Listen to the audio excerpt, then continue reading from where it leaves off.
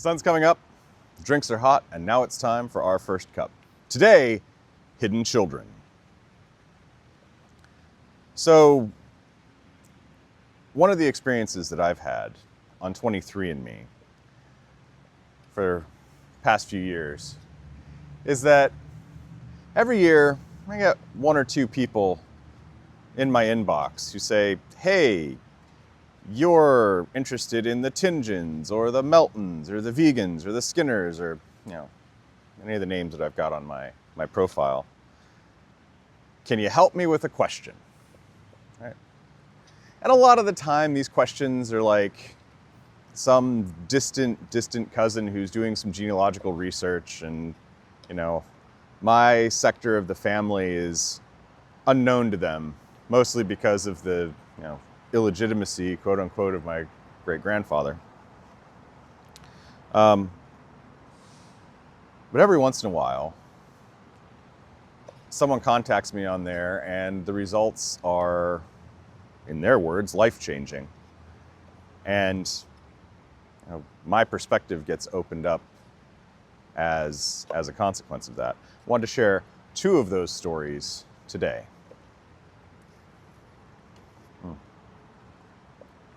The first one happened, I want to say 2020, 2021, somewhere in there.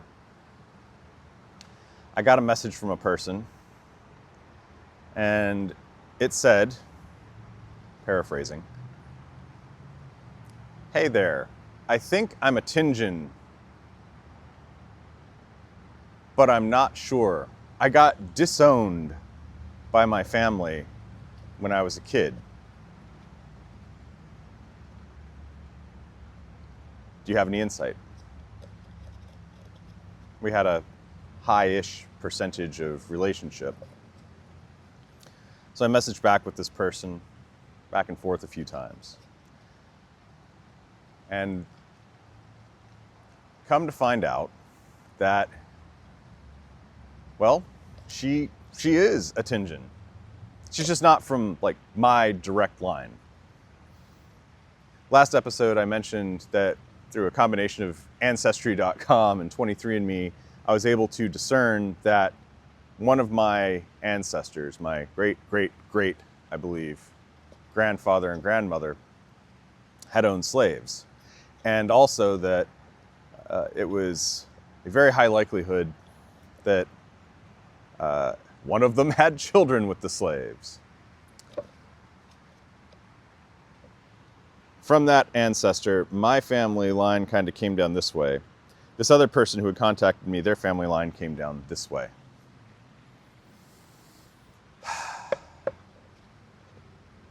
Now,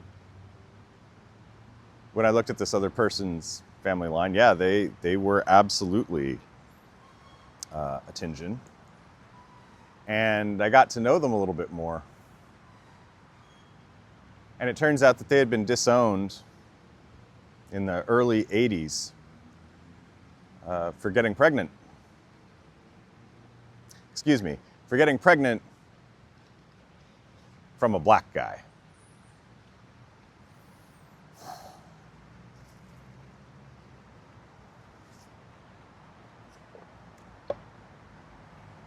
And this woman who had contacted me, she ended up having the child, but never really spoke to her grandmother's family, which was the family that had disowned her, had never really spoken to her grandmother's family in the, 40 odd years since then. And when I told her, yeah, here's who I'm pretty sure your grandmother is, who your great grandmother is, here's everything that goes up the tree, here's the history of the family. Oh yeah, by the way, there's some KKK stuff in there too. I didn't mention any of that, but surprise, right? But I told her all these things, and she was relieved. She and her daughter had been severed from a past, and she had her ideas about what happened, but all this stuff had happened when she was a teenager, right? Just thrown out and cut off. And it's not that she necessarily wanted to belong to that branch of the family to her grandmother's family, but she wanted to know. She wanted that history. And I was able to help her find it. And in the process of that, also really consider how that divergence, how her family line and mine, what had happened in the generations between. You know, I'm not saying that my dad and his siblings were perfect when it came to race relations. No, far from it. But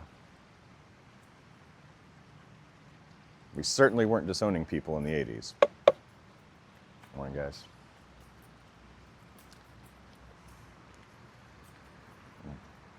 That's one story. The other one. I've been telling a lot about my dad's side of the family. It's probably a good idea if I balance it out and tell a story about my mom's side of the family too. Now, granted, my mom's family has been in the States for many fewer generations than my dad's family. Right? There's a reason I'm 50-something% German. But got another message a few years ago from a woman who was in Florida. She said, "Hey, I see that we're highly related to each other, and I'm just reaching out to everyone on 23&Me that I'm highly related to. Because I was adopted. I don't know who my parents were, and I'm sick, and I would like to know anything I can about my biological parents before my illness gets worse." So, look at her DNA, go digging, look at my DNA, look at my mom, look at how she's related to this person. And with a little bit of poking around, I'm able to find out, oh, hey, like, you're like my mom's cousin. Like, we're talking a pretty substantial chunk of common DNA. And turns out, my mom's aunt, I believe her name was Mary, had a situation in the 50s where she was pregnant. And she was a teenager. Is this story sounding familiar yet?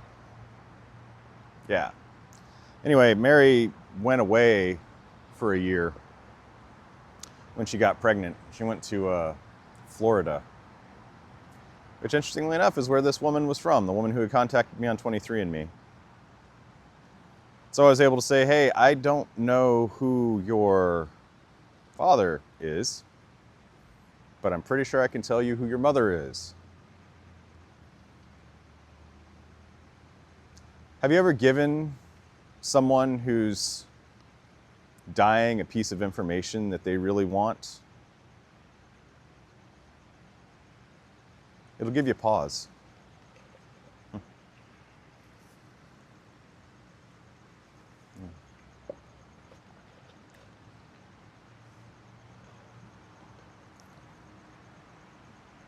That said,